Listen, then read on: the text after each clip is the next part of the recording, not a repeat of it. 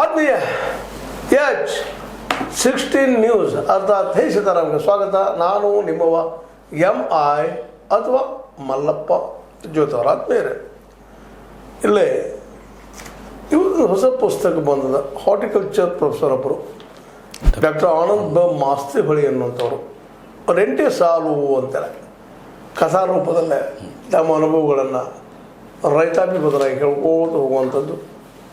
ಅದನ್ನೆಲ್ಲ ಓದಿ ತಿಳ್ಕೊಂಡು ಬಂದಂಥ ನಮ್ಮ ಮಿತ್ರರಾದಂತಹ ಈಶ್ವರಚಂದ್ರ ಬೆಡಗೇರಿ ಅವರು ಈ ಕೃತಿಯ ಕುರಿತಾಗಿ ಕೆಲವೊಂದಿಷ್ಟು ಮಾತುಗಳನ್ನು ಹೇಳ್ತಾ ಇದ್ದಾರೆ ನಿಮ್ಮೊಂದಿಗೆ. ಒಬ್ಬ ತೋಟಗಾರಿಕಾ ಪ್ರೊಫೆಸರರು ಯಾವ ರೀತಿಯಾಗಿ ನಮ್ಮ ಹೊಲಗಳನ್ನು, ನಮ್ಮ ಬದುಕನ್ನು, ರೈತರ ಬದುಕನ್ನು, ಅಲ್ಲಿಯ ದನ ಕರುಗಳ ಬದುಕನ್ನು, ಕೋಳಿ ಹುಂಜಗಳ ಬದುಕನ್ನು, ನೆಲದ ಬದುಕನ್ನು, ಬದುಕಿದ್ದನ್ನು ಹೆಂಗೆ ಹೇಳ್ತಾ ಇದ್ದಾರೆ ಅನ್ನೋದು ಭಾಳ ಮುಖ್ಯ ಆಗ್ತದೆ.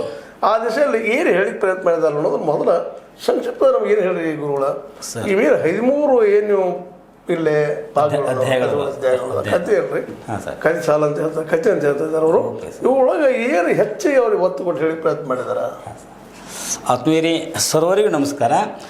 ಸರ್, ಡಾಕ್ಟರ್ ಆನಂದ್ ಬ ಮಾಸ್ತಿಹೊಳಿ ಅವರು ಸರ ನಮ್ಮ ತೋಟಗಾರಿಕೆ ಮಹಾವಿದ್ಯಾಲಯ ಅರ್ವಾಯಿ ಫಾರ್ಮಲ್ಲಿ ಡೀನ್ ಅದಾರ ರೀ. ಮೊದಲು ಇವರು ಬಾಗಲಕೋಟೆ ಹಾರ್ಟಿಕಲ್ಚರ್ ಕಾಲೇಜಿನೊಳಗೆ ಇದ್ದರು ಸರ್. ನಾನು ಹೋದ ವರ್ಷ ಡಾಕ್ಟರ್ SP ದಂಡೀನ ಅವರ ಒಂದು ಅದು ಕೃಷಿ ಕುರಿತಾದಂಥ ಒಂದು ಕಾರ್ಯಕ್ರಮಕ್ಕೆ ಪ್ರೊಫೆಸರ್ ಚಂದ್ರಶೇಖರ ಕೆ ಅವರು ಕೂಡ ಹೋದಾಗ ಇವರು ಪರಿಚಯ ಆಯ್ತು ರೀ.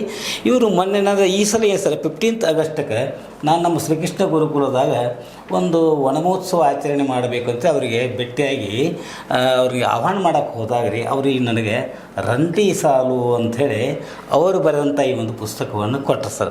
ನನಗೆ ಭಾಳ ಒಂದು ಆನಂದ ಆಯಿತು. ಯಾಕಂದರೆ ಇದು ಕೃಷಿ ಆಧಾರಿತ ಪುಸ್ತಕ ಸರ್. ಇದರೊಳಗೆ ಕೃಷಿಯ ಕುರಿತು ಅವರು ತಮ್ಮ ಕಕ್ಕುಲಾತಿಯನ್ನು ವ್ಯಕ್ತ ಮಾಡಿದ್ದಾರೆ ರೀ.